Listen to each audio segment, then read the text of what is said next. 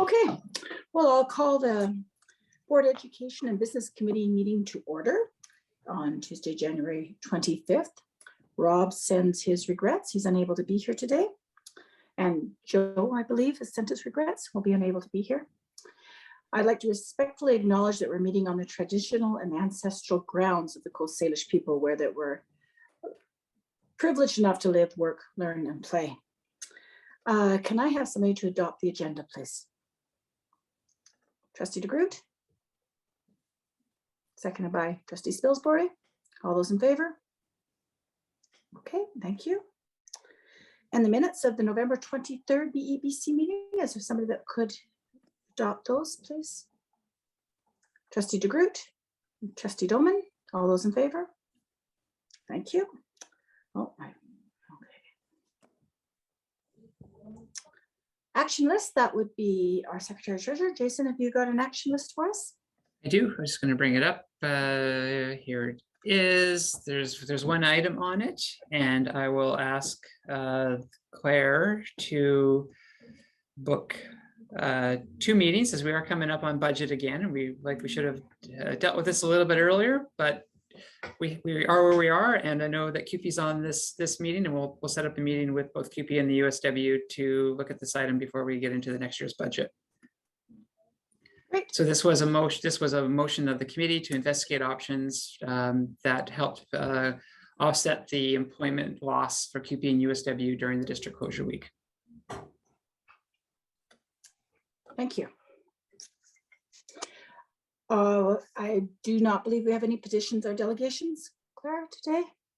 No, thank you. So moving on, we'll go into education. So first of all, at 6.1, we'll be hearing from Darlene Crane, our district principal of literacy and numeracy. If we could have her brought into our meeting, that'd be great.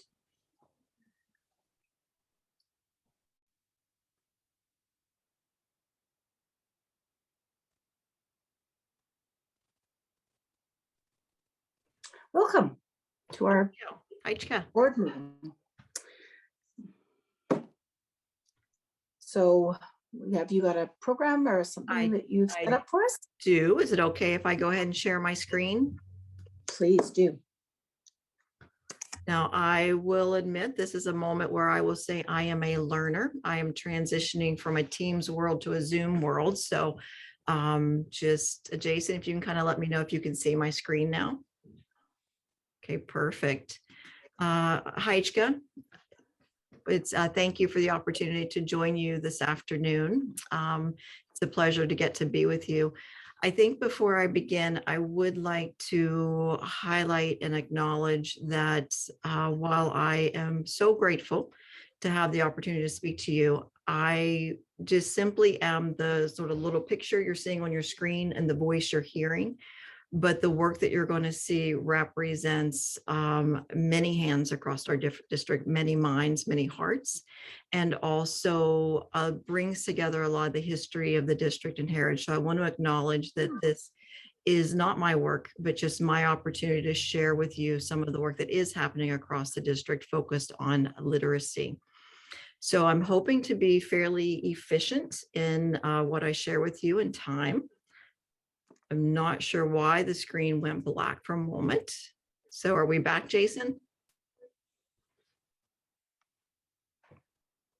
Yes, we see everything. Okay, excellent. I really want to focus my opportunity to speak with you on 2 different levels of perspectives. One is to give you an overview of some of the work that is happening district-wide, as well as highlight some work that is really occurring in a few of our schools to really target some of our students' learning needs.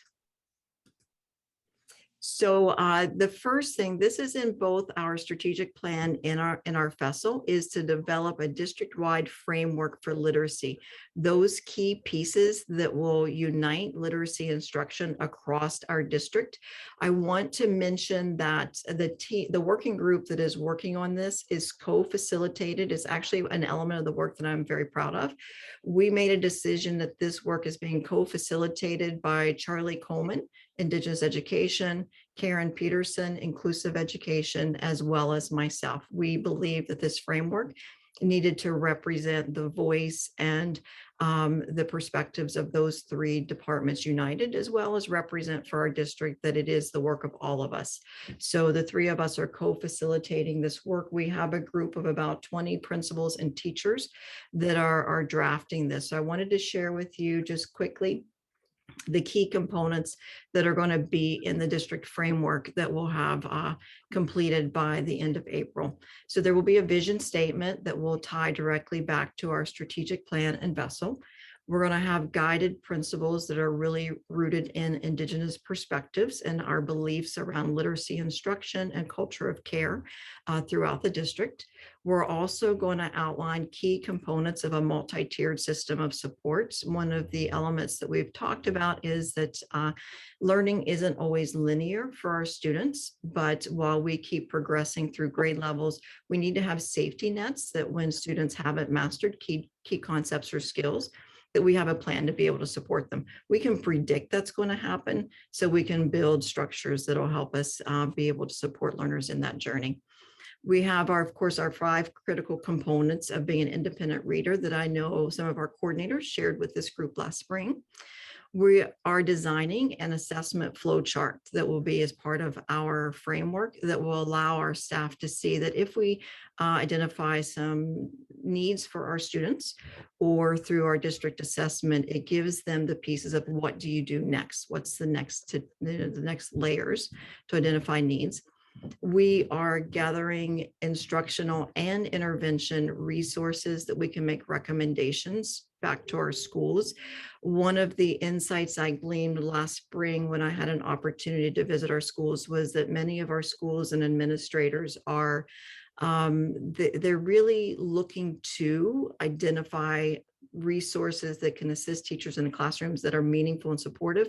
But too often when we don't have a collective voice around that, it becomes things that end up on a shelf. So we want to make sure we can make recommendations back to our schools that are supportive of their work.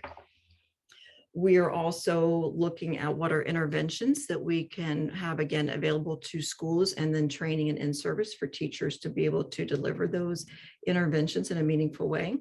We're integrating written expression in this, specifically outlining some supports and recommendations for adolescent literacy, and then some timelines, the actual action items that you'll see the Learning Service Department implement over the next 2 years. In addition to that, a key component of it is the re-envisioning of our district-wide assessments. I believe you're likely aware that we have 2 formal committees that was organized in partnership with our Cowichan Valley Teachers Union. And we have an early success screen and the 4 through 9 reading assessments.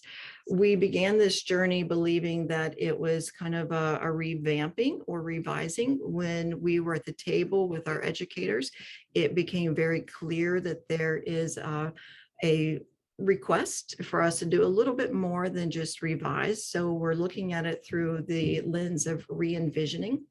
So I was going to share with you just some high-level overview of what we at this time are proposing will be revised and re-envisioned with our district-wide assessments, but also clearly defining what the purpose is behind those assessments.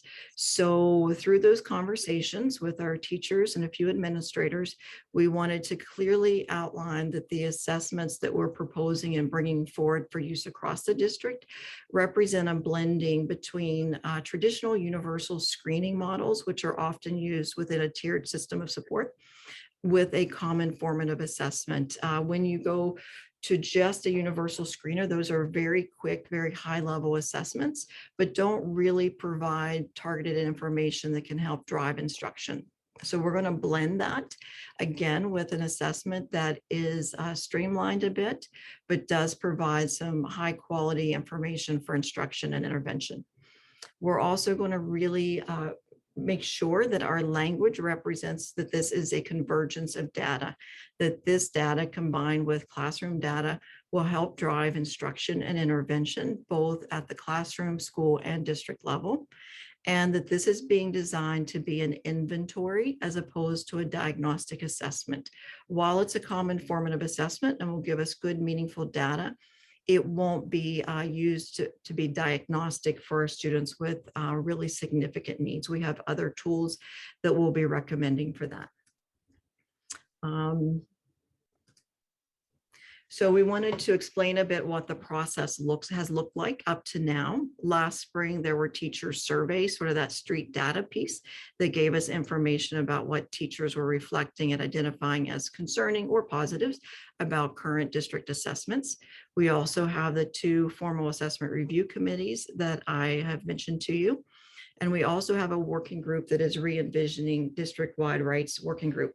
It was interesting to put together the pictures for this presentation because I recognized very quickly that the pictures actually will date what time the meetings happened, because obviously this picture wouldn't happen under today's context. So early in the fall, when we could be a little closer together and in the same room, we began our work. And this picture also, I think I wanted to use it to tell the story to our trustees, because in this picture, we have an administrator, a district coordinator for literacy, and a teacher. And you can see we are side by side working together, looking at research, looking at the BC curriculum, looking at different materials to really plan our next steps. But to me, this represented the spirit of the work that's happened with these assessment review committees. Was also wanted to be honest in the fact that you're going to get to see some fairly polished looking things, because Mike's already been at work sort of designing what covers might look like for us. There's been some messiness. There's been very real, authentic conversations, and where our teachers and principals and everyone's had a chance to have a voice, sharing both the positives and the challenges around this work. So what has come from both of these 2 committees? I brought synergy to the 2 voices, and these are requests from our teachers to ensure that we include in our protocols that we're re-envisioning this year. Very clearly, we want to ensure that our assessments allow for respectful options for our students who may be struggling readers. So they're not immediately at the beginning of a school year being taxed with a task that they can't possibly be successful with. So we're intentionally designing some soft starts for learners and some options that will be respectful for them, like alternate beginnings, alternate passages, that type of ability to differentiate even in the context of assessment. We also want to ensure that our teachers are empowered and know that these are not standardized tests.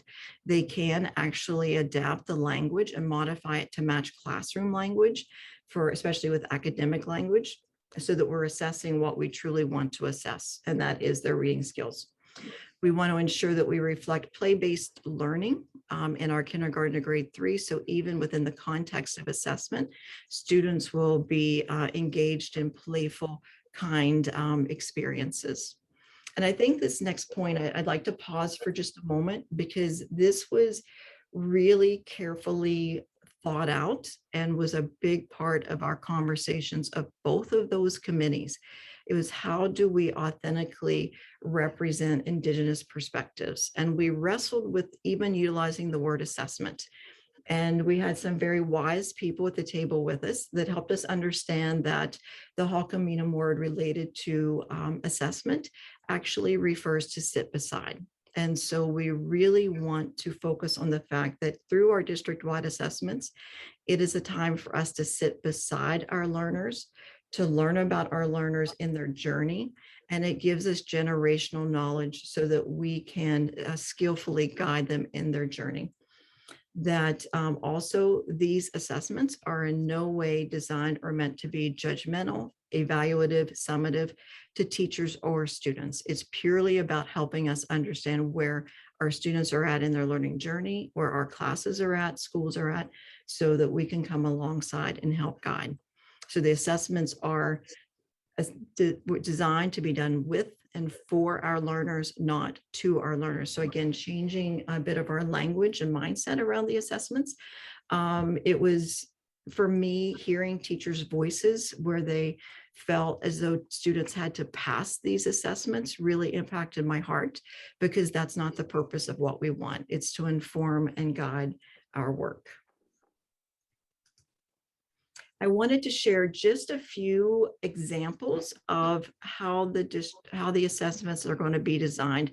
We have this outlined, kindergarten through grade 8, as well as a universal screener designed for our 9 through 12s. But I know your time is somewhat limited, so I'll just give you a few examples. So again, this came from conversations. I've got lots of pictures of very messy whiteboards and sticky notes of where we got to this conversation. But kindergarten will be looking to assess oral language in the fall. They've proposed by like October 15th, maybe a date for us to consider. There'll be concrete play-based activities, a simplified teacher checklist, and then a concepts of print checklist as well.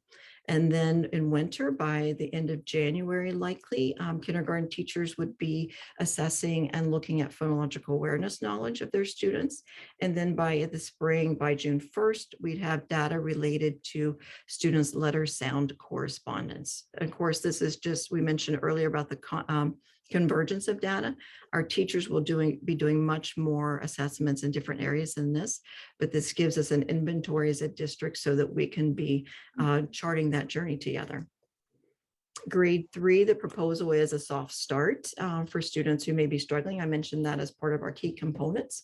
So we'd have the phonological awareness phonics from the year before, so we can bring students in.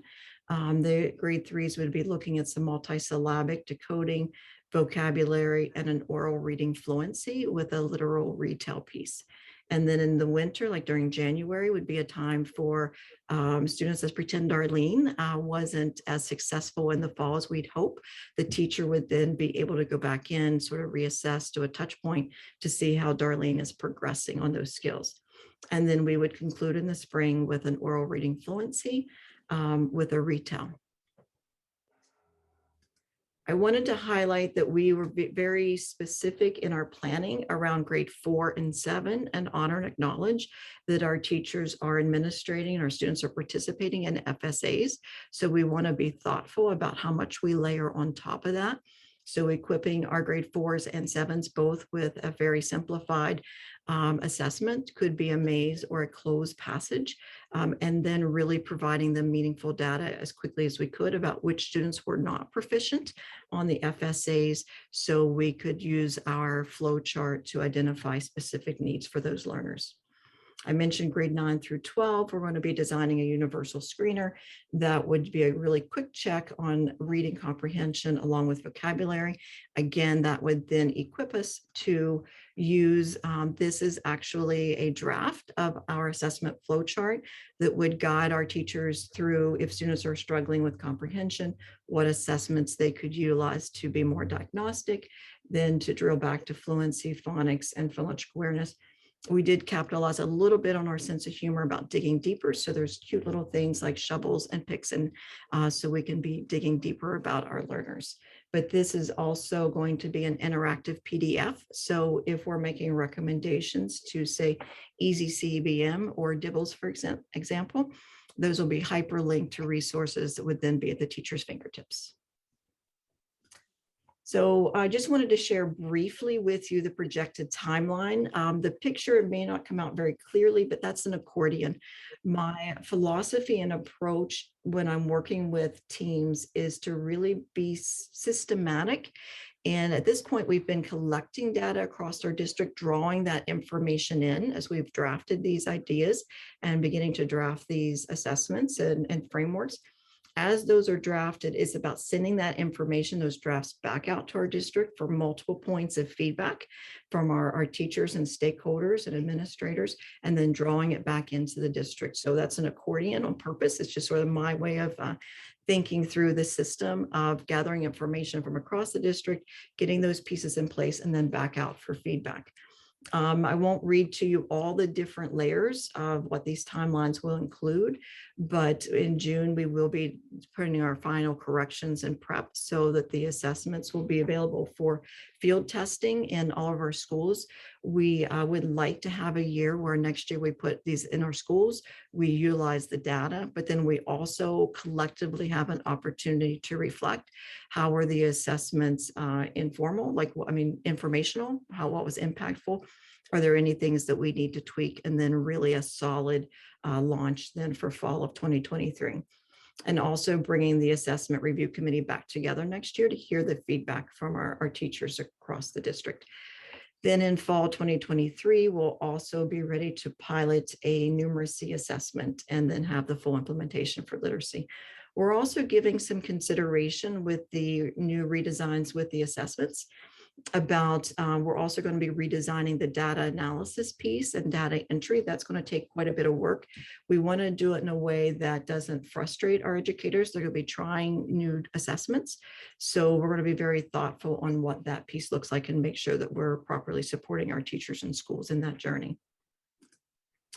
Some other district assessments, and I'll just mention these very quickly. We have happening in at least half of our schools, Lexia pilot. Lexia is a tier 2 or tier 3 artificial intelligence computer assisted reading intervention program.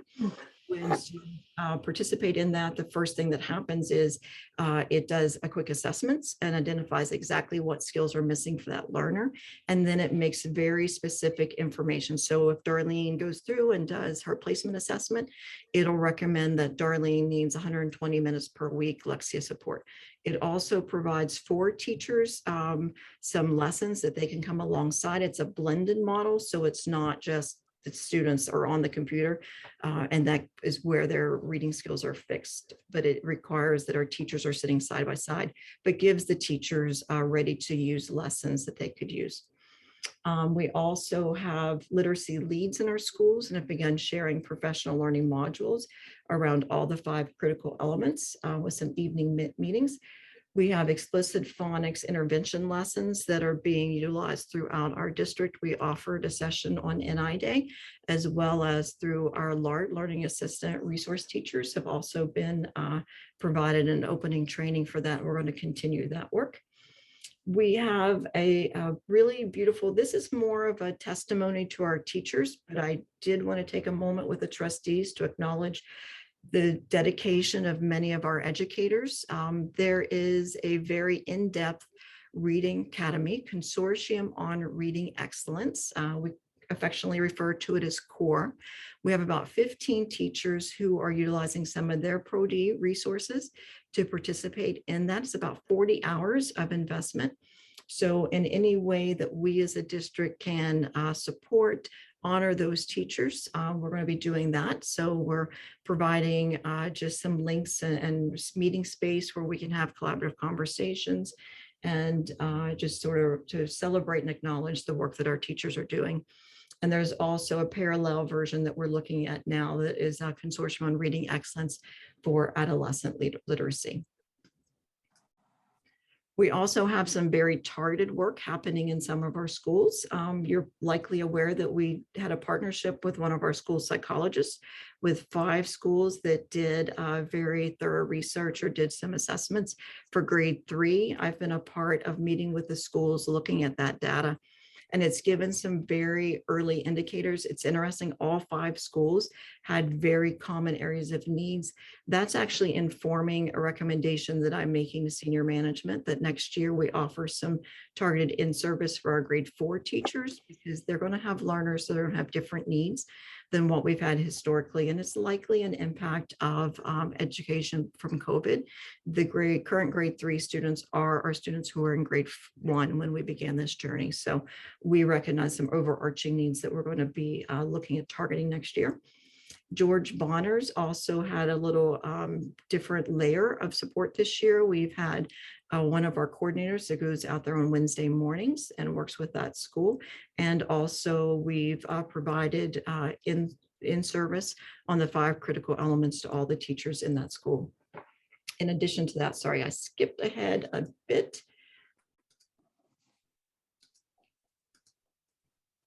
Alexander and Koheman have embedded literacy interventionists. I chose a couple of pictures here to highlight that work, and I wanted to share just a few really quick stories to let you hear the power of the work that's actually happening in schools. So the top picture is at Alexander.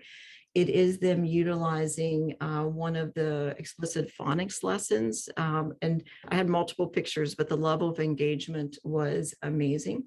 Coheman, they had what we're affectionately referring to as a blitz, where they assessed all the students in grades 5 and 6 and regrouped based on very targeted skill needs. One of the quotes from our principals in that school was that she has been so impressed by the work of the literacy coordinators that she feels like her school has moved about 5 years worth of in-service this year and what she could have done if she was doing it on her own. So we thought that was a pretty powerful story that came from Coheman. The lower picture, again, I told you that our pictures would date when these meetings happened. This was actually yesterday. So this is a real-time report to you. Yesterday, Larry and I had the opportunity to meet with a coordinator, administrators, and interventionists that are providing intervention blocks at many of our secondary schools. The amazing power of this is that these aren't the historic support blocks, but these are actual intervention blocks where students are being taught how to read, where we have had deep assessments with these learners, and that if they needed phonological awareness support or phonics support or comprehension or vocabulary, they're getting that support. And I had a chance to chat a little bit more with Darcy this morning. He's in the bottom left-hand corner there. And he was saying, you know, they really worried at the beginning of the year, would students kind of buy into this, to be a part of it, to be vulnerable and come and say, I'm a struggling reader. And now they actually don't have enough capacity to get all the students in who want the extra support for reading. So we're circling back. Cowichan Secondaries added a few extra blocks to what they were originally allocated. And I'm going to be partnering with them to see if maybe we can re-envision how we're using Lexia there to meet some more students' needs. So I wanted to share with you that there is work happening in our schools that is impacting learners' lives. And if I could somehow capture for you the passion and dedication that Larry and I were able to hear yesterday in their voices, it was just awe-inspiring. So I wanted to share that with you because I know you've been a critical part of creating that opportunity in our district. So Heichka, wanted to share coming soon to a school district near you will be a numeracy framework and numeracy assessments. We're actually going to begin this work in a very gentle way this spring. We're designing a form where we'll be asking our teachers to share with us what are some critical skills for numeracy across grade levels so we can begin the work with their voice next fall and really help partner with them to design instruction and assessments that would align to those critical skills that they've helped us identify. And we're going to be very open, like we'll share that resource with our principals sometime before spring break. And just ask them that when it's a respectful time in their schools to have that conversation, to have that to us by the end of the year. Again, we're moving through all these things in a way that is respectful of the school context currently. And wanted to just, I'm not sure how much over my 10 minutes I ran. Robin does know that's a risk when she gives me an opportunity to speak, but I wanted to be as efficient as possible and let you be a part of the celebration of some of the work that's occurring. Thank you very much. Can I get you to remove your screen sharing, please? Yes. Thank you. Thanks for the That was reminder. amazing. I am very, very encouraged and excited. I mean, that's a lot of literacy, very, very focused. I have a little one in grade 3, and that being grade 1 when COVID hit is it's a setback. So I'm really happy to hear you even mention that, and very exciting. Any other trustees have any comments or questions? It was very thorough, I have to say. That was so. Thank you for taking the time to share with us today. We really, really value hearing, and it is important to us. So thank you for sharing and letting us know what's going on in our district. We appreciate it. And hi, Sepka, to you for having the vision to bring this to life for us. Okay, well, thank you. Okay, well, we will move on to CVOC, I believe. My agenda just got knocked up. So if we could bring Kevin in, please.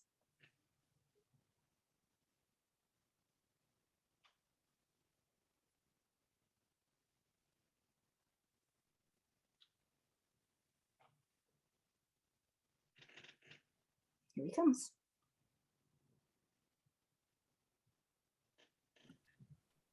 Welcome, Kevin. I'm glad you're here to share with us today. Oh, thanks for having me. I would like to share a screen. I do have a PowerPoint presentation to present here. Am I good to do that? You are good to do that. Thank you. Okay, thank you.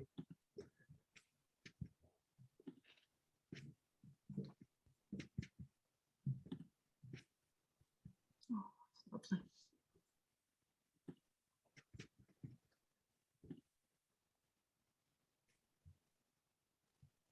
Jason, can you see the screen okay? Yes. Okay, so Yeah, we can see. And Heichka, for this opportunity to present our school plan at Cowichan Valley Open Learning. We're very, very proud of our plan, and we're very proud of our school. And I would just want to say that I'm zooming in from the traditional and ancestral lands of the Cowichan people, and most specifically the Samana village here. We're quite diverse and quite widespread open learning. So to begin up top with our programs, Cowichan Valley Open Learning is both alternate education and online blended learning.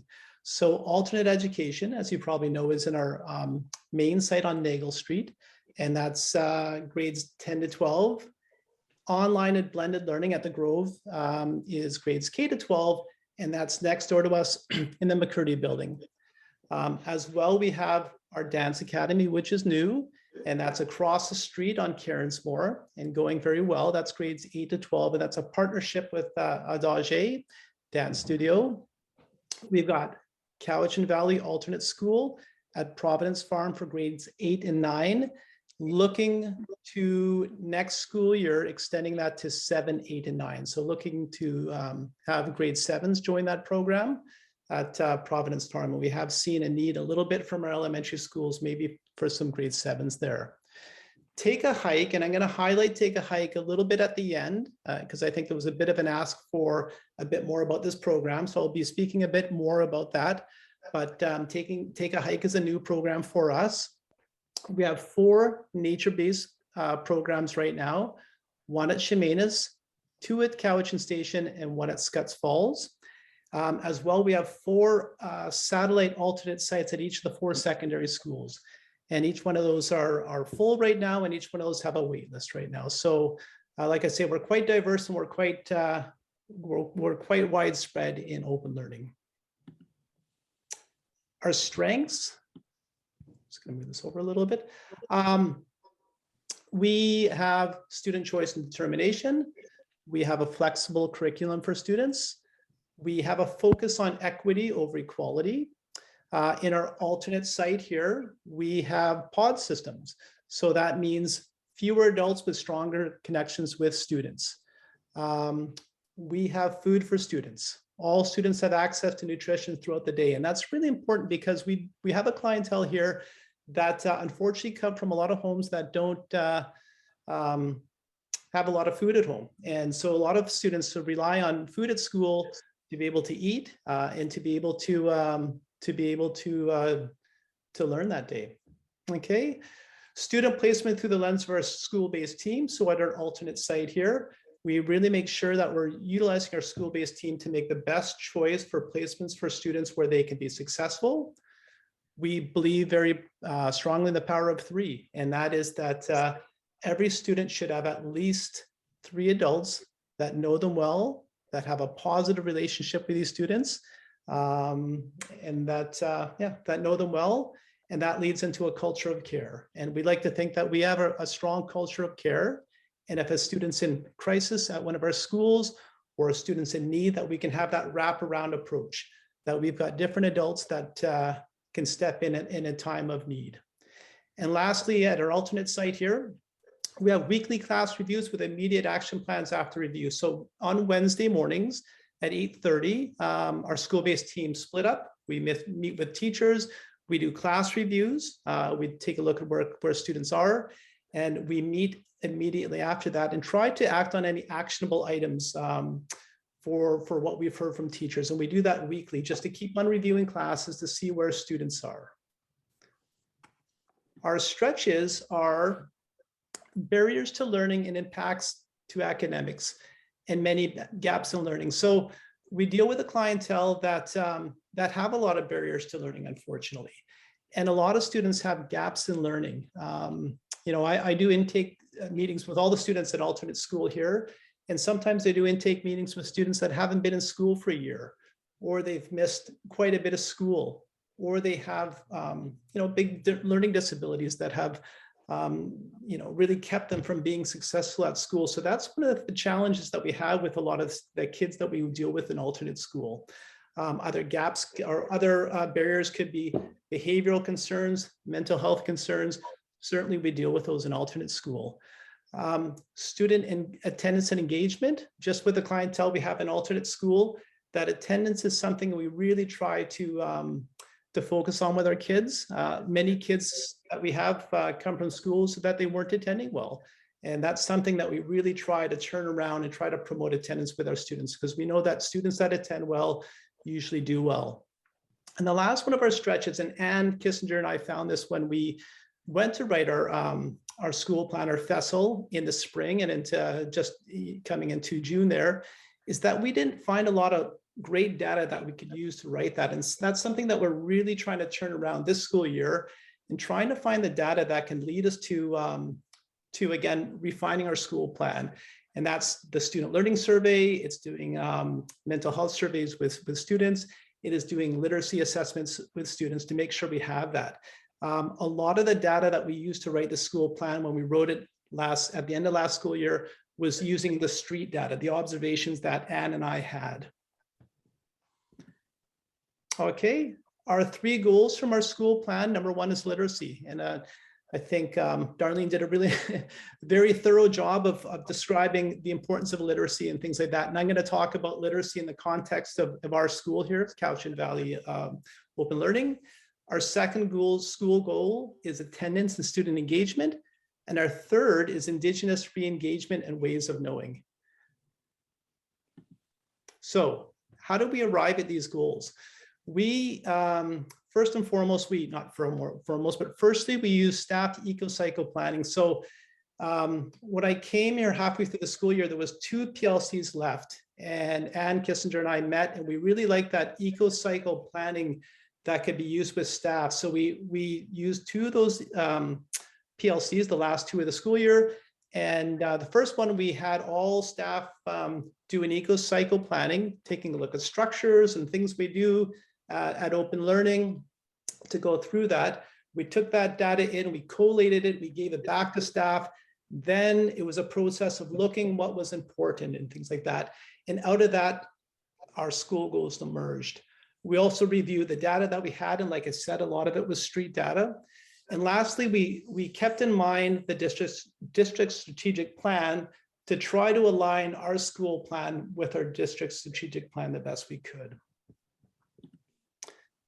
With literacy, what we did at the end of last year and what we're doing this year, our own plan here, is that we revised our department head positions to give to a literacy focus. So, you know, last school year, they were called department heads. We've tried to reimagine them, or we tried to return them as team leaders.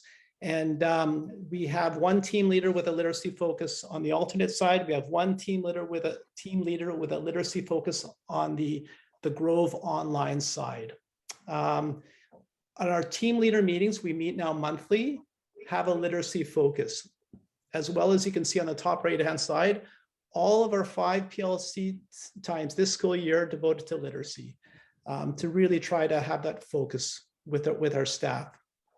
We've worked, and we're working with Karina Fitzner and Darlene Crane that you just heard on assessment and intervention strategies with our students. And up to this point, all students have been assessed using what's called the San Diego Quick Assessment to provide some baseline data that we can have, so we kind of know where our kids are. And the last thing we've been able to do is to adjust our staffing a little bit to have 1 teacher doing targeted literacy intervention with struggling learners. So we found that on our online Grove side, we had 1 teacher that was slightly overstaffed in the learning resource. So we're able to use that position a little bit for her to come across to the alternate side. She's very skilled, and to do some literacy intervention with some of our learners, which has been fantastic. attendance initiatives. And like I said, this was our second goal. We would like to continue with what's called the 80% Club. And I know satellite sites have been very good with that. So the 80% Club is attendance, awards to students that attend 80% of the time. Tough. It has been tough to do with COVID and Omicron, and certainly we've seen with Omicron and attendance dip a little bit, quite a bit, but something we're trying to do. We are doing a student of the month, and one of the criteria for the student of the month is attendance. Pod challenges in our school, trying to have a little bit of fun and have pod do little challenges against each other. Re-engagement with electives. We've got more students doing electives now, which is fantastic. And I know that when I was in school, when many of us were in school, electives are kind of those things that make schools fun, to get out and get in the shop, or to do PE, art and music and things like that. So that's been really good. And check-ins with teachers, our student support workers and our Indigenous support worker, just to make sure those teachers are reaching out to students that aren't attending. If they're not seeing them, our SSW, making those connections with students, and certainly our ISW, connecting with students when they're not in school. And I know that our ISW is very good at still visiting homes to try to connect with families if we haven't seen students for a little bit.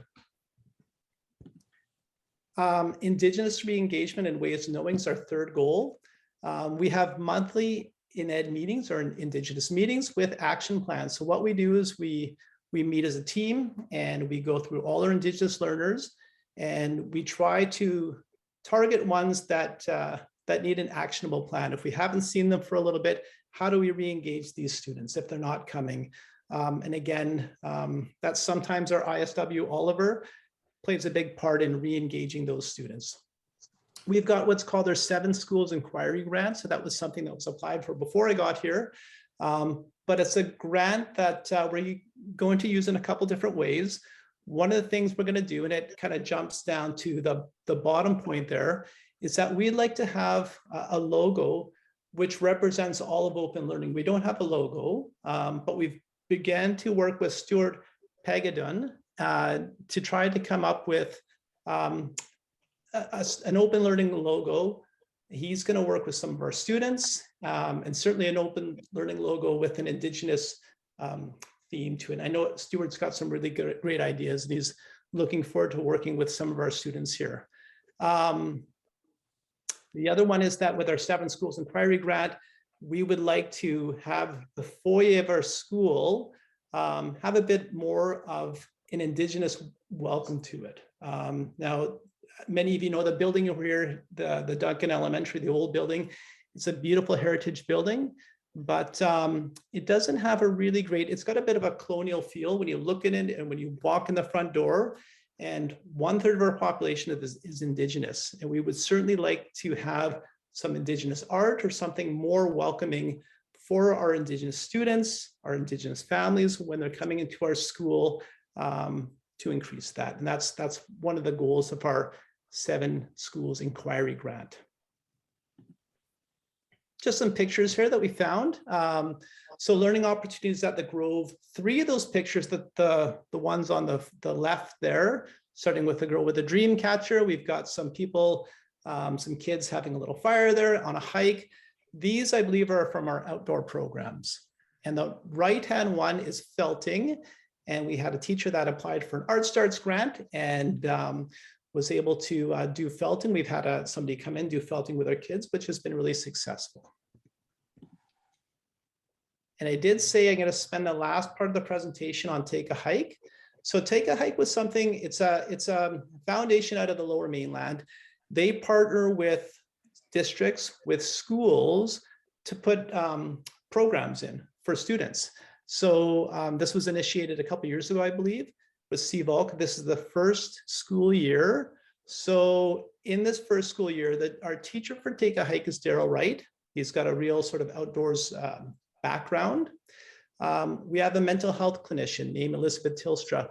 That position actually is funded by Take a Hike, and she works full-time in the class, and she does kind of one-on-one counseling with students, which has been fantastic.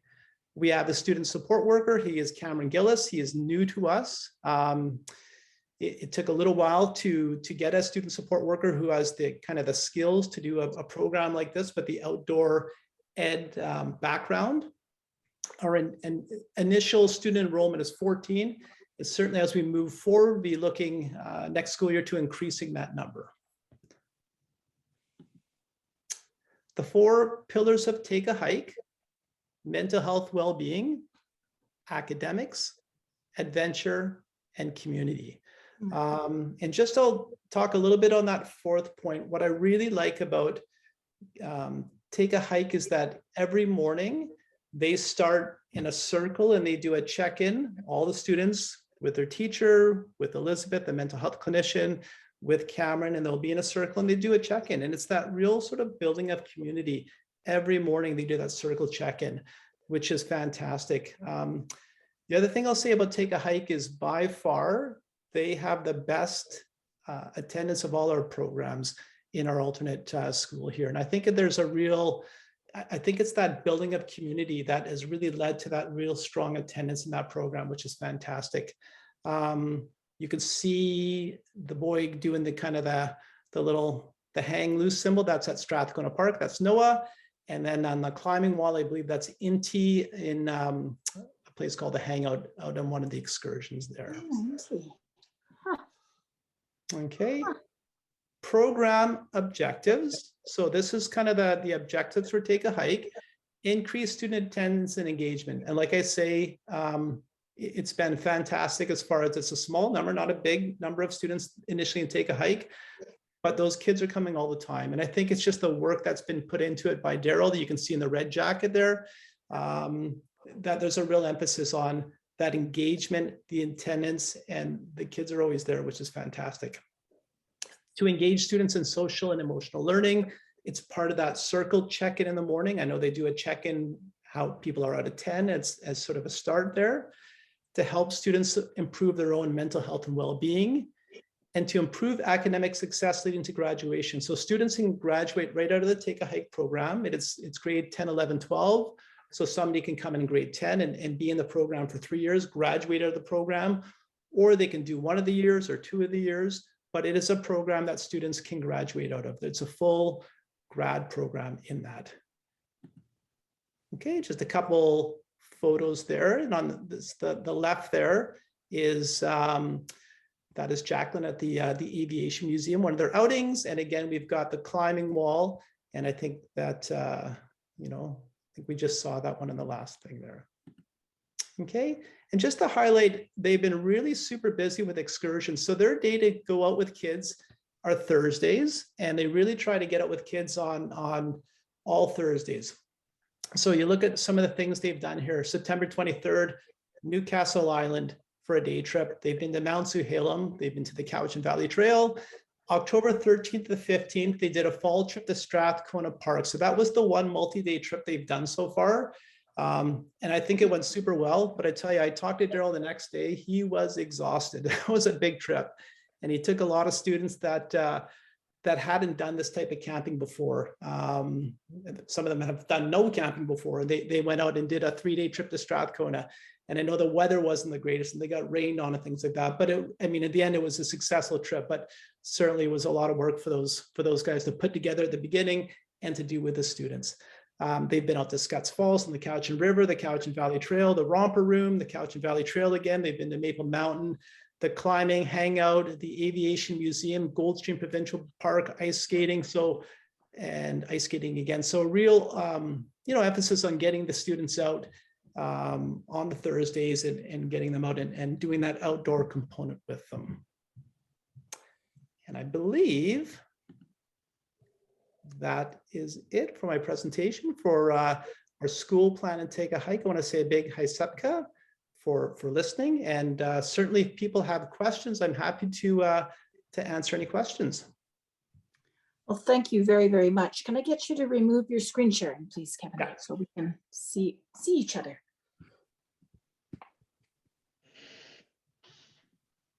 Thank you. Those are quite the programs and so diverse. It was great to have them detailed a little more. We were wondering about Take a Hike. We've been asking a few questions about it. Sounds like a lot of fun and a lot of work, actually. Do any other trustees have any questions or comments? Again, very thorough. Thank you. Thank you very much for your time and for sharing with us. And we look forward to hearing from you again next year. So Thank you very much.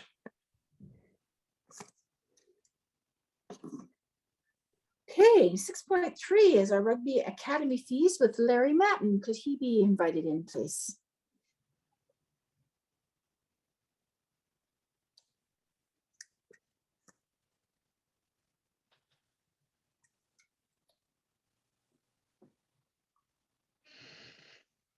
Oh, here he comes.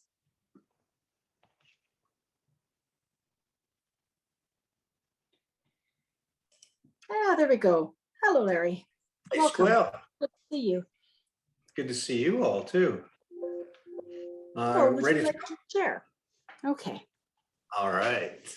Well, Heights ka Joanne and Heights Apka, Heights Squell CM Nisietya, I want to see Lamnala. It's good to see you all this evening. We are talking today about the Rugby Academy. Just want to give you kind of a high fly update on how it's been going and talk about a little bit about the future of the program. So let me just share the screen here. I know that I did share this with some of the trustees not too long ago. I've updated it a little bit with some new information that I've received from the program. It turns out that I didn't have all of the data, all of the demographic data when I presented last time. So quick update of the program, how it's going. So as you remember, our Rugby Academy we brought into place last year.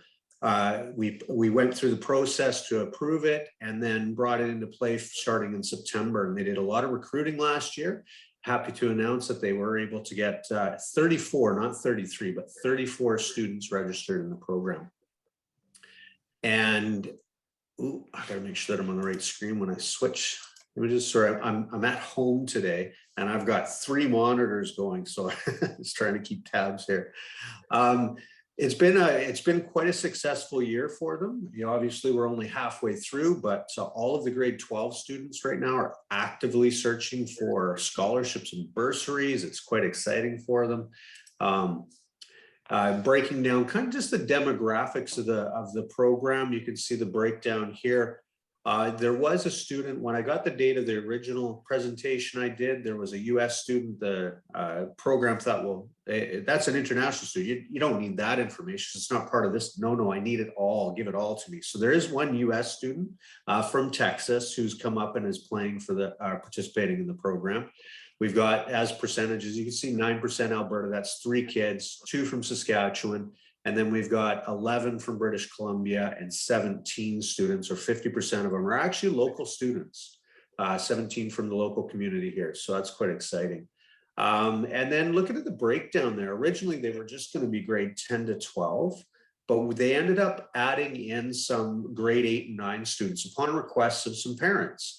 And they travel over and they join them in the morning. They go back for the classes in the afternoon, and quite impactful for those young kids. One grade 9 story that I heard was it's actually changed a bit of the trajectory for that boy that was on a path that wasn't maybe going to be so great, and has switched gears. And now instead of getting into trouble, he works out. He's training all the time. So that's great for the program, great for that young boy. A comment that I heard actually from Robin was pleased to see the split of the demographics and the gender, like good representation. I checked and it actually is 50% each. It's 17 and 17, 50% identify as female and 50% the other 17 to identify as male. So nice representation there. And then this piece, I was so excited when I saw this, and this was one of the students that I didn't share the last time. Was actually, there's an open learning student, part of Tom Fogarty's program at Cal High, who didn't land in, when I pulled the information out of Cal High's MyEd, he didn't land in that. But upon further investigation, he joined the program a little over a month ago and is loving the program. An Indigenous student, grade 12. And he pushes the number up to 26% of the students in the program identify as Indigenous. Now, when we look at that and actually compare to our district at 20% or Cal High's Indigenous population at 23%, I think 26% we're sitting pretty good for the rugby program. Nice representation. What's really cool about this program is there are kind of multiple entry points and exit points. Like a student can, as you can see, we got grade 8 kids in the program. You could start as a grade 12 student. You don't have to be an expert to join the program either. You can be a beginner to rugby. But also we've got at the school, we still have the free rugby class. That's a PE class that operates. It's PE 10, it's rugby 10, it's rugby 11, it's rugby 12, but it's a flavor of PHE. So physical health education. They get their credit for their PHE 10 by taking rugby.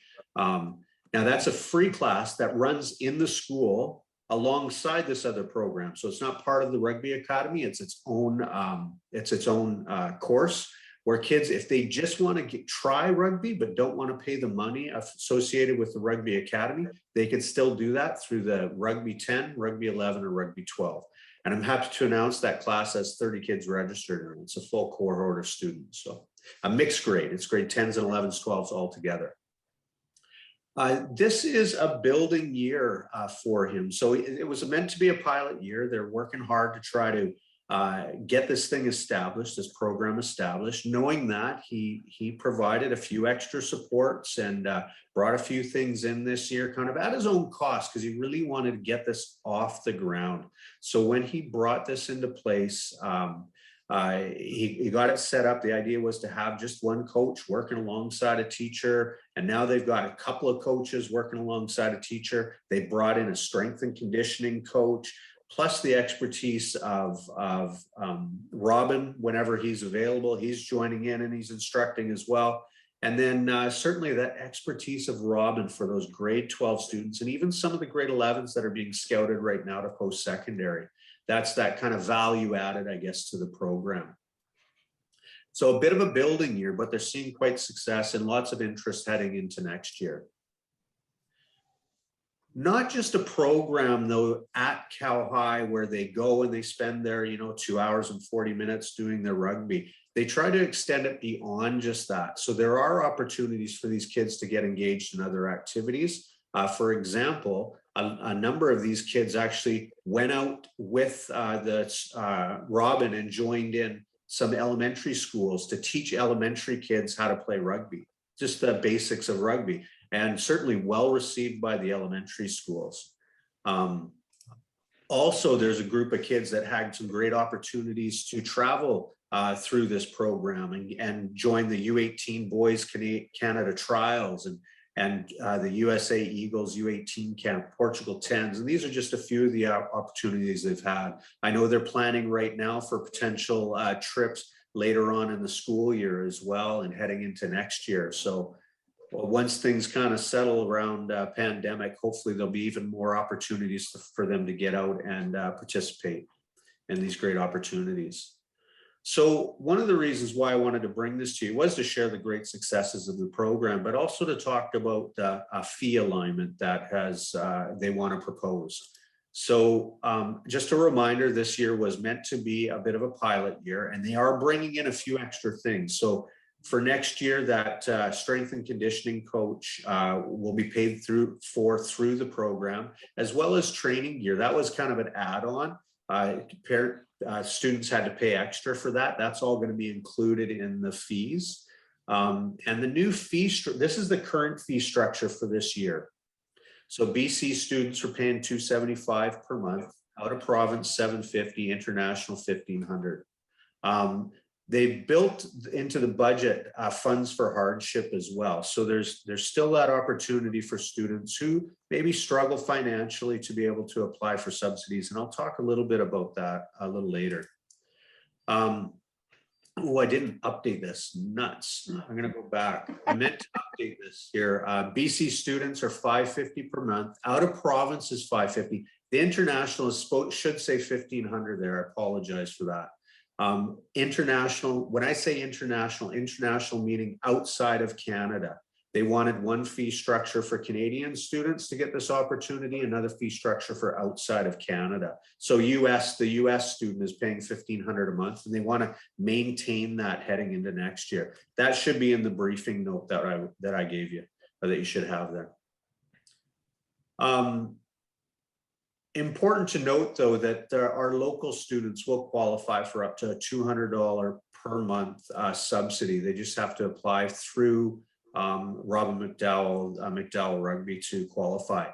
And that those scholarships are funded through partnership with alumni rugby players, alumni athletes who have relationships with Robin McDowell, and just see the value in giving back to community to provide opportunities for young athletes to realize their dreams and follow their passions for sport.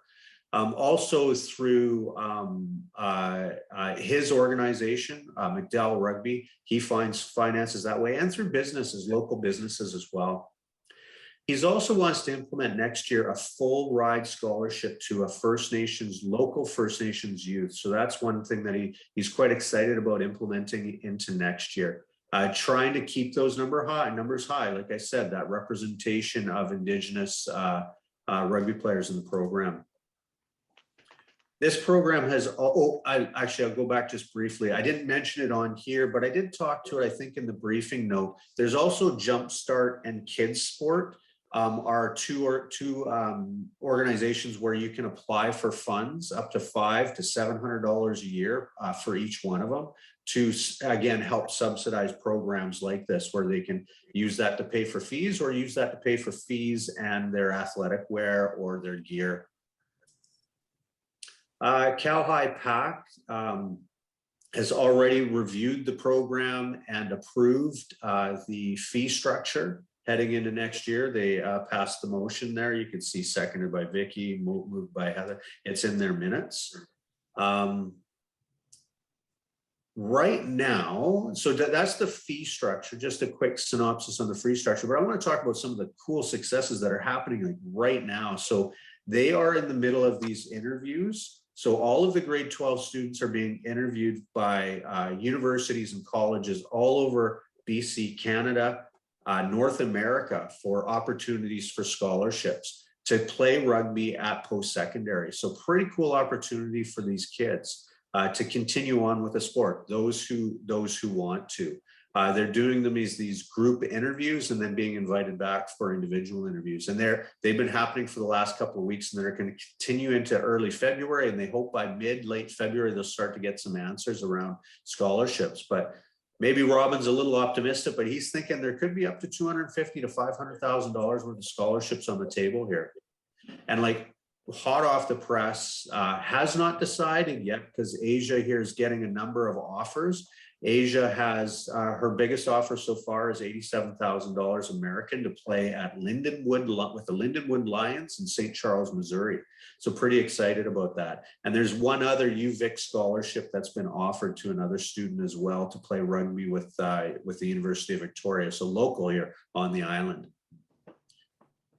Also, students, I want to talk a little bit about some of the successes that these kids have been having, because I've spoken to the teachers of the program, but I've also spoken to a few parents who have reached out to me and just shared the successes of their kids. I talked about one, that grade 9 student who was kind of changed their trajectory, and workout is their life now instead of heading down a path of getting into trouble with some friends. And also I heard about one young mom, single parent, who financially really struggled, but in conversations with McDowell, Robin was able to get some subsidies. So she doesn't pay much, if anything at all, to have her child participate in the program, but is so happy because the conversations that she's having at home with her son about the program have completely changed, from a kid not enjoying school, not wanting to be there, up and excited to go to school every day. And as I reach out to actually some of our counterparts around the province about the successes of academies just in general, that's one of the common themes that I hear, is about creating these programs that allow kids to follow their passion, get them excited about being in school, keep them engaged in school.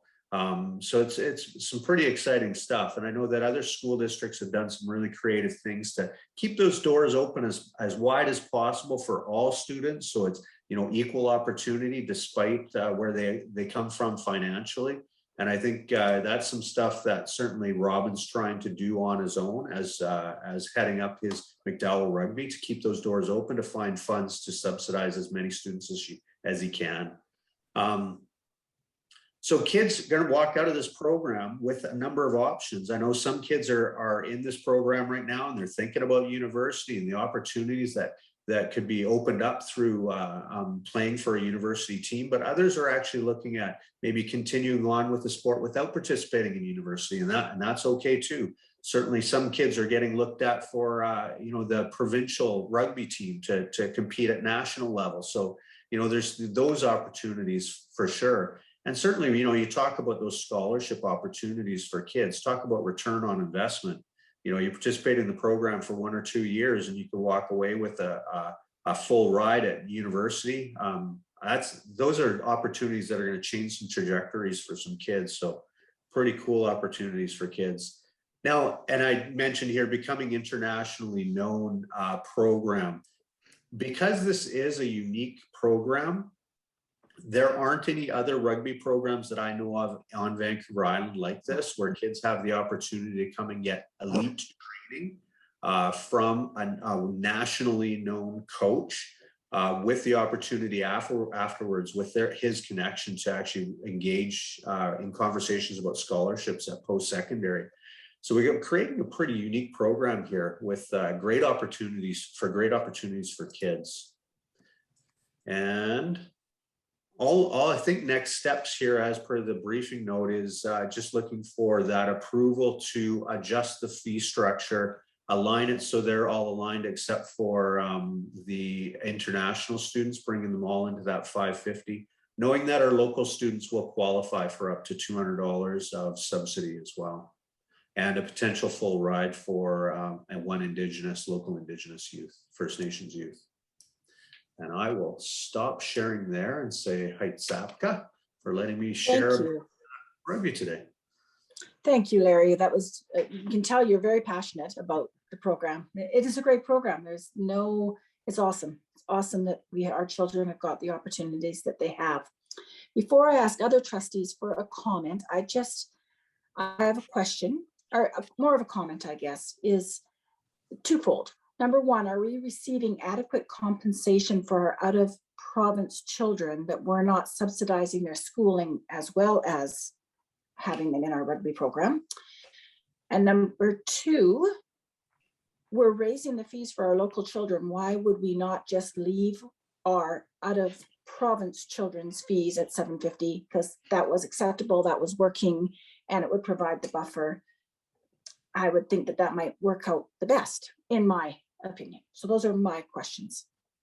Sure. Jason, do you know how much international is charging for those students? Yeah, I do. And it's basically at our block rate, which is cost recovery. So they're paying 12.4 if you're out of province, different than an international student.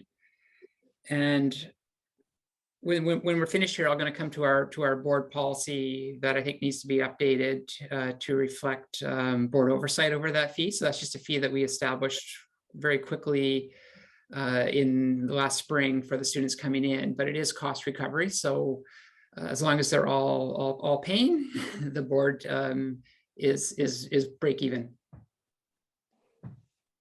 Thank you. So that was that piece. And sorry, your other question, about the fees, why not?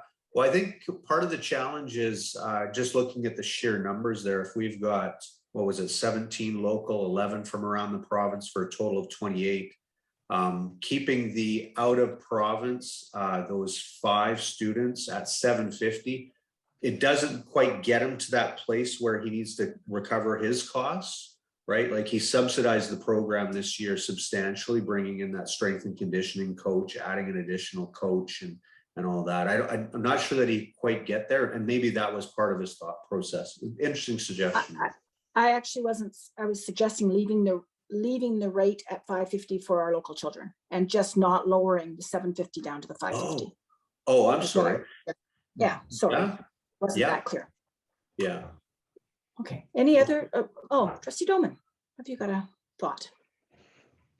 On the fees, so the international students are paying an extra $1,500 a month over top of what they're paying now, or over top of the fees they have to pay to attend our district. That's correct.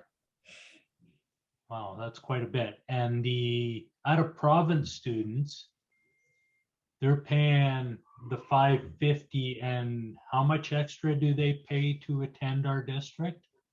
12,400. So they're paying quite a bit as it is before the rugby fees. My next question is recruiting for next year. How is that going with out of province and international? Because this could be quite a big growth opportunity for our district with this type of program.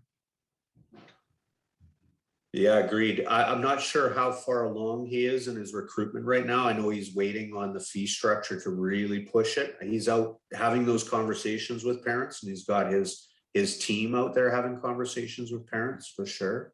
Agreed. I think there is potential for continued growth with around Canada, even around BC.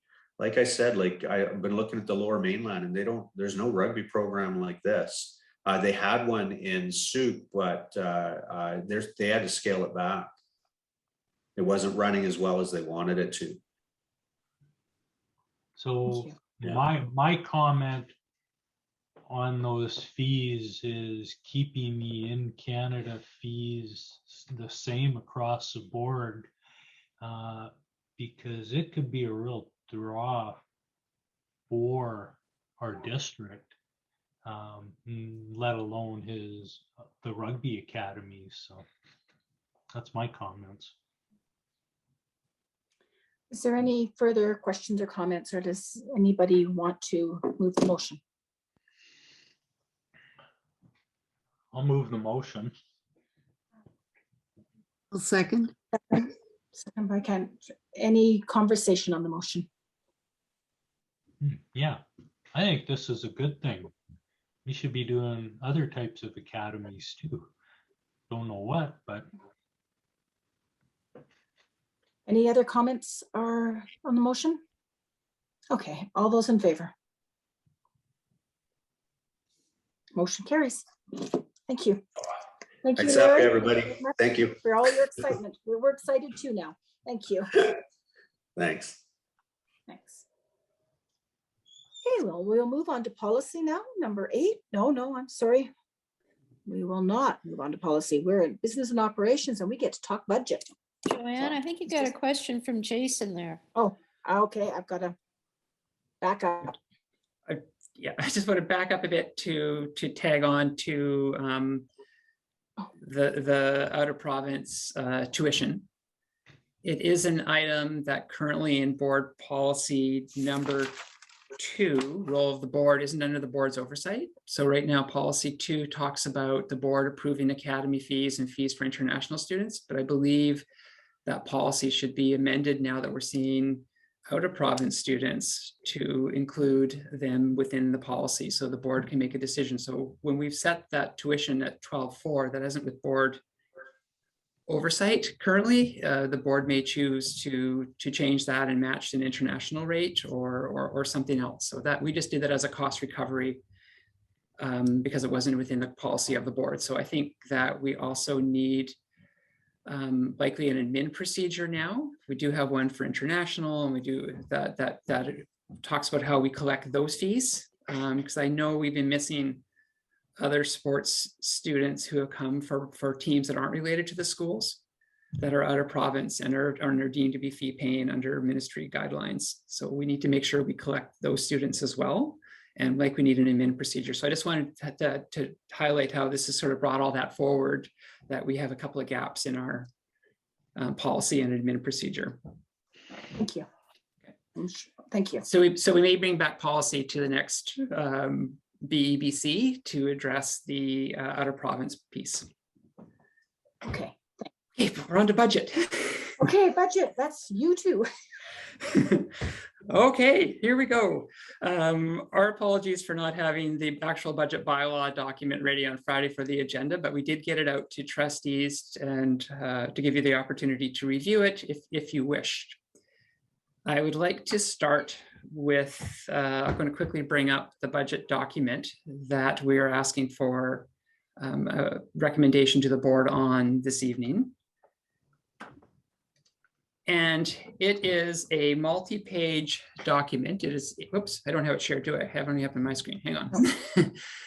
It is a multi-page, 18-page document that consolidates about 2,000 different accounts into a format that the ministry require.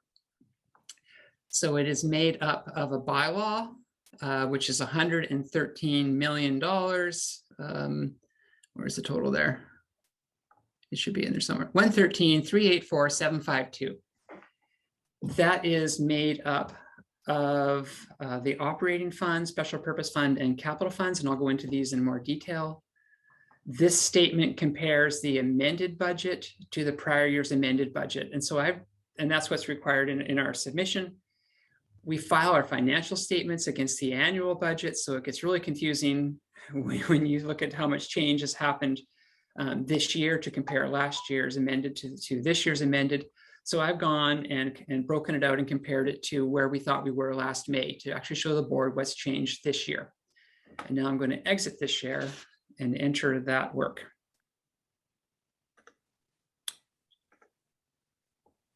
Okay. So here I have a presentation that I'd like to quickly walk through and see if the board can see this. Display settings. Okay, so hopefully you can see my budget presentation, and I'll go through this relatively quickly. First thing is our territorial acknowledgement. This is a slide that we had when we developed the budget last spring, and I just wanted to remind the board of the guiding principles for budget development. And they relate to funding the priorities of the strategic plan, accounting for uncertainties of the global COVID-19 pandemic. Some of those effects are needed to be implemented into the amended budget, be developed in a transparent process, which the original budget certainly was, with a lot of consultation, report decisions back to public and partner groups, develop on the principle of equity, and again, balance the priorities and comply with the School Act. And the board budget must maintain an appropriate contingency reserve, and this budget does. It's based on 4 priorities of the strategic plan. I know I'm doing a review here: learning, Indigenous ways of knowledge, culture, care, future focused system. Okay, so we've been required to file an amended annual budget by the end of February. And that budget looks almost the same as the one we filed as the annual budget, although they've now added a Schedule 1, schedule of changes in accumulated surplus or deficit by fund. And so that is now included in the budget document. And this budget builds upon the annual budget. So, we've had a lot of things happen since this budget was adopted in May, and I'm going to walk through what those are. And it's a consolidation of the 3 funds: operating, special purpose, and capital funds. So on the provincial grant side, the grant has changed by 3.1 million. We have increased international education by 300,000. The local education agreement is up by almost $325,000. So that's what's billed to the nations that the board has partnerships with. Miscellaneous revenues up by 40. Transportation up by 25, and I'll walk through what these are. Rentals up by 65,000 and interest down by 28. We also need to draw $872,000 worth of surplus, and I'll explain where that comes from as well. That's not a negative. That's actually better than what we thought we were going to be drawing. So there was another 406.2415 FTE above projection, and that was partly due to really missing on how many students were going to be here this September. We actually grew about 200 over last year, but we thought we were going to drop about 200 because the data we had in February was suggesting that not so many students were remaining in our system. We also thought that a lot of our students would remain in distance type programs, but they returned to in-person learning, and the funding is different. The board receives the full 7,800 approximately for students in person and about 80% of that for DL. More students in Indigenous education, and then international program tuition grew. Recovery of European markets, certainly not the Asian markets right now, but European markets, it resulted in an increase in FTE. And more students on the nominal roll with local education agreement. Miscellaneous revenue is also tied to the international program. Its increased registration and homestay fees went up with the number of students that came back to that program. Same as transportation. It's the only transportation fees that the board charges is through the international student program. Rentals was up because the board were able to rent Charles Hoey to the Francophone Authority. And there's a nice return on that building right now. And then interest is down, reduction in interest rates and cash balances. And the prior year surplus, the board originally had restricted 2.3 million to balance this year's budget. We only need to restrict 1.449. That's where those funds are returned back to the surplus.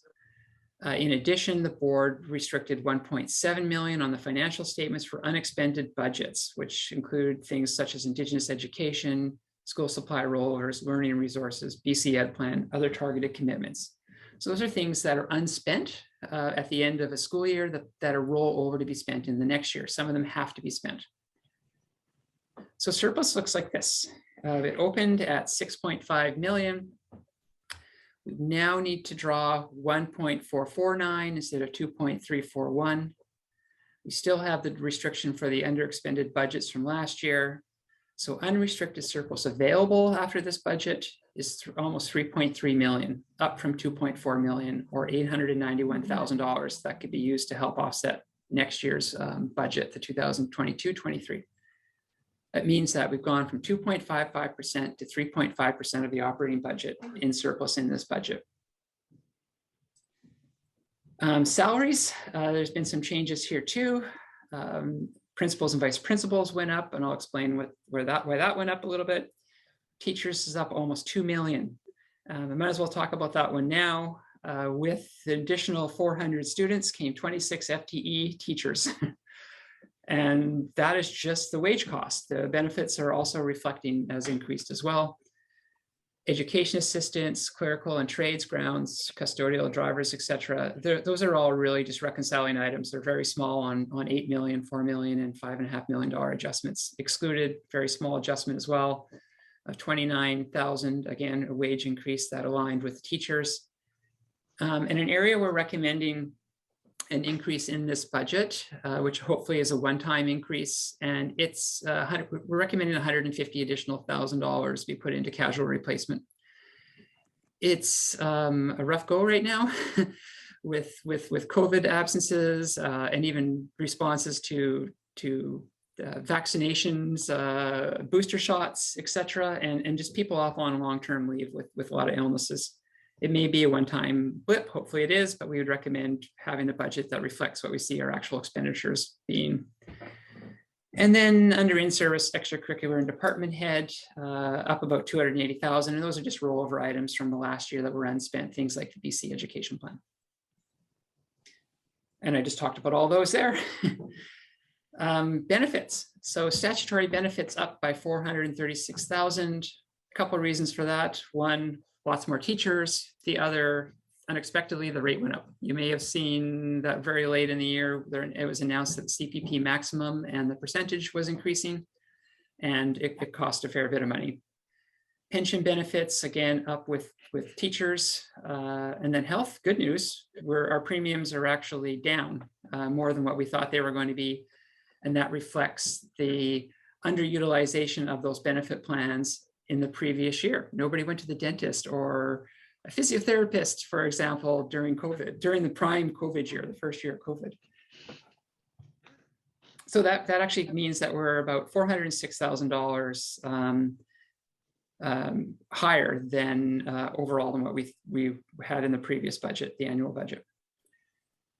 And then here we go again. So just looking here at services, that's a rollover item. Professional development and travel, that's a rollover item. Those are the two service improvement allocation commitments that we have with both QP and USW that were unexpended due to COVID. Rentals and leases is up about 30,000. That's due to the Grove. Supplies ties to a couple of things. The first would be we had to do a compliance window replacement on the school buses that cost $67,000, and it was a supply item. We had to budget for that. That was an order. And outside of that, those are mainly rollovers like burning resources and school supplies and increased population. And utilities is the big one. We're recommending it go up by a total of $247,000 over the annual budget. And the reason for that is that one, natural gas rates went up by $1 a gigajoule in October. And that was significant, as that took us from, I think that was a 33% increase in natural gas rate. The other is hydro. What we're spending on ventilation, extra utilities for improved ventilation, such as the MERV 13 filters or the increased air circulation is going to drive that budget likely $150,000 over in hydro. So we've made an adjustment for that. And there's the description. And we had nothing in capital, in local capital, sorry, transfers to capital from operating budget. But we realized we had a bit of overage on the outdoor classrooms that came through the federal dollars last year, and that's needing to be funded. Part of that were funds that were part of the rollover from last year's. So they were funds that schools had internally and had in our books here. Another software, and then we believe the SDS software upgrade that we were going to fund from local capital should be funded from the operating budget to free up local capital money for future portables. Okay, so that's sort of the operating budget. Under safe return to school funding, under special purpose funds, two really big highlights. It's going to look like it's down from last year, and it is because we didn't get the big grants we got from the federal government and the provincial government for COVID dollars. There was 3.8 million last year. Right now it's 275,000. And in other funds, classroom enhancement fund continues to be a strong special purpose fund. We have almost 84 teachers funded from there now. AFG aligns pretty much with the prior year, and Community Link has increased slightly. And then on capital, an area where we had a major swing from the annual to the amended is we now have put in an estimate of 5.7 million for site work. That's going to happen on Cowichan Secondary between now and the end of June, that we didn't have a contract in place at the time we did the budget last year. That has no impact on surplus because we don't actually capitalize land in the same way to amort it in. And the Crofton sale. It's concluded, and we can talk about that now because it's been public and in the paper. That's had net proceeds to the board of 1.7 million that weren't in the previous budget. We also had to write off the building before the sale, which has a net asset write down of 167,000 that wasn't in the budget. So the budget bylaw looks like this. Under the operating budget, the total expenditures are $93,771,247. We have a transfer to capital of $299,000. Special purpose funds are almost 14 million, also including 527,000 that are for capital items. And then in capital, we have total expenses of 4.8 million, which is really the amortization on assets that have been purchased to date. And we have a small purchase of the equipment that's part of the custodial replacement plan from local capital. So I tried to give you a comparative there. I tried to do it quickly. I don't know if there's any questions, but I hope I have explained. So three main changes that are new is we're recommending an increase to absenteeism of 150 to reflect what's actually happening. Utilities, which are going to be over. It also was an extremely cold November and dark November. And we're also recommending taking the SDS software upgrade out of local capital and putting it into the operating budget because you have the surplus to do so. And that brings us to the recommendation for adoption of the budget.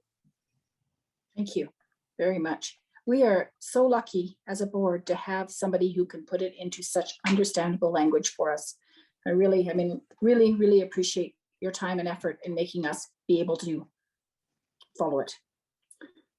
Trustees, does anybody have any comments or want to move the motion? Trustee Dolman? I have a question. Are all districts facing the same situation with absenteeism right now? Are some better, some worse? Do you know? It's probably regional. You know, I think I would say that our absenteeism is weighting more to the long terms, which are really unpredictable. You know, really hard to know. And those are serious illnesses where somebody needs to be off for potentially a surgery or a very significant medical reason, and they're being replaced and they're being paid for up to 120 days if it's a teacher, or actually if it's also actually that's the same for 59 days if it's a QP member. So when you have two people on the records that you're paying, that's a cost. And it's not predictable, and that's where most of this is coming from. It's from our long terms just being higher, and that rides a roller coaster. Some years it's lower, and some years it's higher, and I think there's a lot of compounding factors as to why it's higher this year. So, but as far as the COVID exposures or responses to booster shots, I mean those are real reality right now, probably across the province. Any other questions? Oh, follow up? I'll move that motion.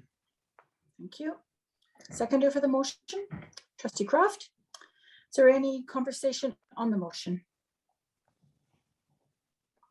All those in favor? Motion carries. Thank you. Yeah, I'd also like to thank the board for listening to my presentation, and it was a very dynamic year. Certainly, this is one of the bigger swings with 400 FTE that we've seen from projections. So that took us a little bit longer than usual to pull that together and have reporting for you. And for that, I need to thank the budget team as well, which is made up of Aaron and Naomi, who work with me on getting this ready for you tonight. Thank you. Well, we're very, like I said, we're very privileged to have the staff and you and yourself to present for us, but something that makes sense. So thanks very much. Now we're going on for you into policy number 8.1. Yes. So I brought to Board Education and Business Committee, I think 2 meetings ago, actually I think it was November, that we needed to update what was called Contingency Reserve Policy number 17 with a new policy based on a ministerial order. And we drafted a policy 17 accumulated operating surplus. So you need to replace what the board had with an accumulated operating surplus policy.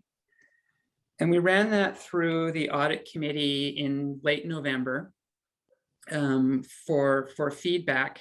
And I now bring it here. So I now need to review it with the Board Education and Business Committee, which will require me sharing this document. So one moment on this one.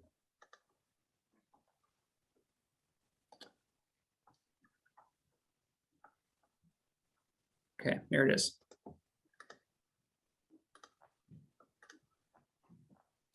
So we've aligned this policy and run it through the ministry to make sure that it's compliant with their new expectations. And we've aligned it somewhat with the format that they've suggested. So there is a draft ministerial policy, but it wasn't complete at the time that we created this. But it needs to start with, the opening preamble as to why it exists. And that boards of education are required to submit and approve a balanced annual budget, which may include the accumulated surplus funds from the previous year. So the board's previous policy only dealt with contingency. What will the boards have in the bank and how will you access that? So that's that 1 to 3% of operating budget that I think we're all pretty familiar with now. What the ministry require is that we have an engagement process now on the operating surplus, how it will be utilized, how we're going, and that we lay out in policy how we will conduct that engagement. It requires that we look at all the areas of surplus separately, and I'll go over that here in a second. So this opening part here is around engagement, which I think can occur in conjunction with the public and partner budget feedback sessions, where we talk about surplus with the partner groups. It is part of the budget process. But we need to be thinking about how we engage broader community as well. So there's a requirement that we engage not just, we engage with local community, First Nations, and BC Métis Nation. So we need to be thinking about how we do that. And the policy doesn't have to state how we do that. It just has to state that we know we need to do that. We need to be now reporting our internally restricted surplus in different pots. Different buckets. Right now, we just basically have restricted and unrestricted surplus, but it needs to be restricted due to the nature of constraints on the funds, restricted for unanticipated unusual expenses, and restricted for operations spanning multiple years. So when we prepared the multi-year financial plan that the board received, and it showed that you may need to draw additional surplus in year 2 or year 3, that can now be restricted now if you have surplus available to do that. So that's new.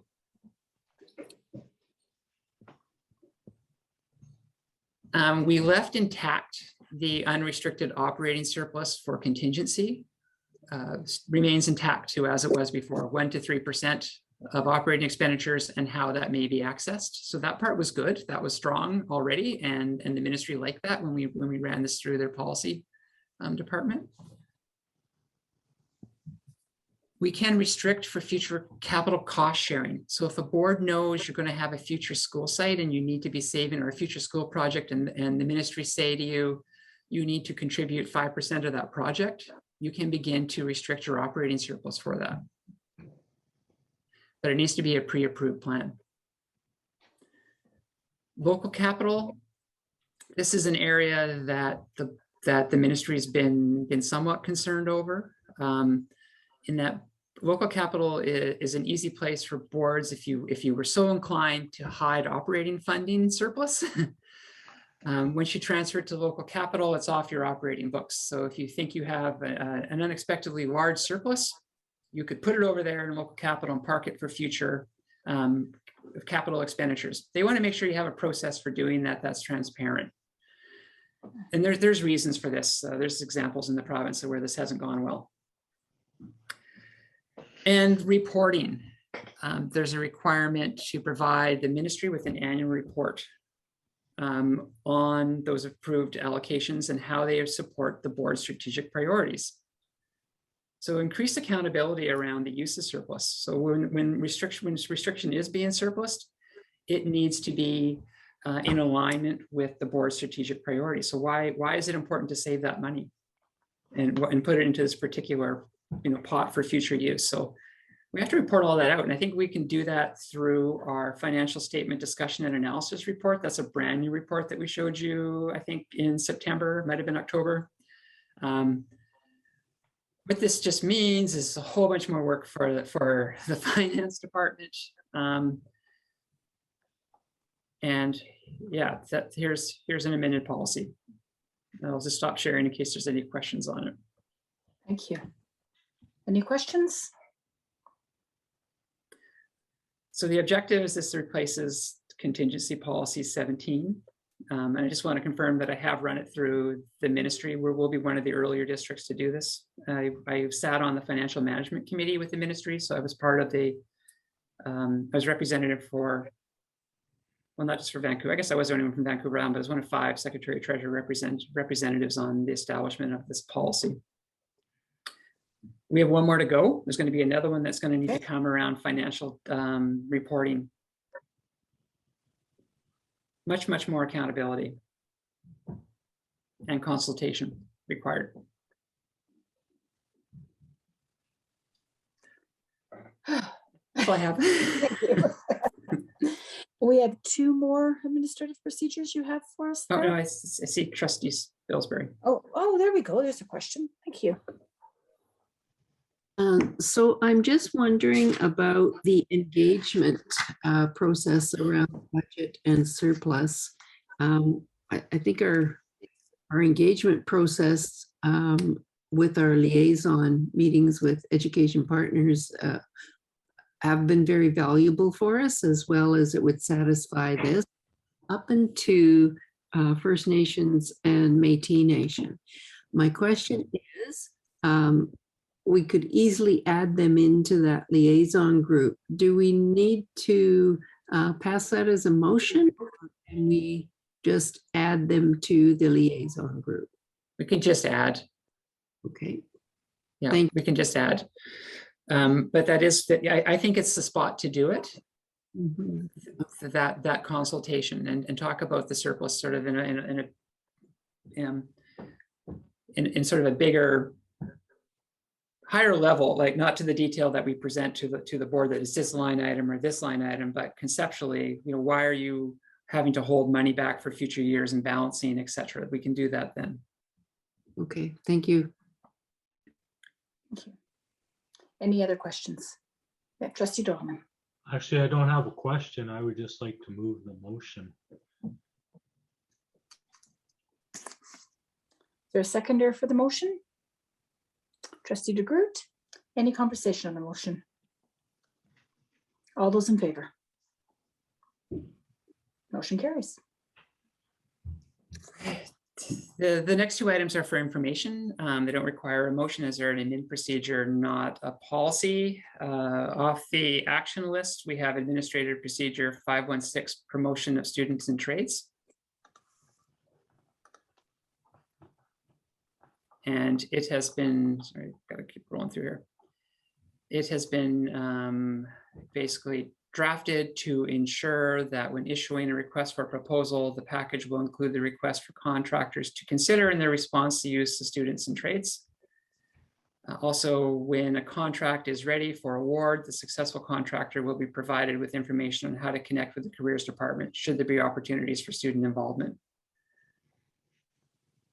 So we wanted to, I think at the end, after the discussion with the board, we quickly realized we couldn't make it a requirement, but we wanted to make sure that those contracts were informed of those opportunities and connected on RFP, at the RFP level. And, oh, sorry, just stop here. Are there any questions on that one? Okay, moving on. Next up is flag protocol, and this was really just an amendment to a previous admin procedure, and it talks about how flags will be displayed at schools, and it certainly, I think it raises, oh, and the key dates when flags shall be flown at half-mast, etc., and where direction for half-masting comes from, where flags will be placed. And it really drives us to, do a review. Do we have flags in every school, and do we have them in the right places? So I think now that we have an updated admin procedure, we need to make sure we're compliant with it. So that's new for the admin procedure manual as well. Thank you. Any questions on that flag one? Yeah, trustee Dolman. Do we actually do the raising and lowering of the flags on these days? Yeah, I've seen them raised and lowered on some of those days. Okay. Any other questions? No. Okay. So we're That concludes moving my on. report. Thank you, trustee Sandquist. Thank you, Jason. That's great.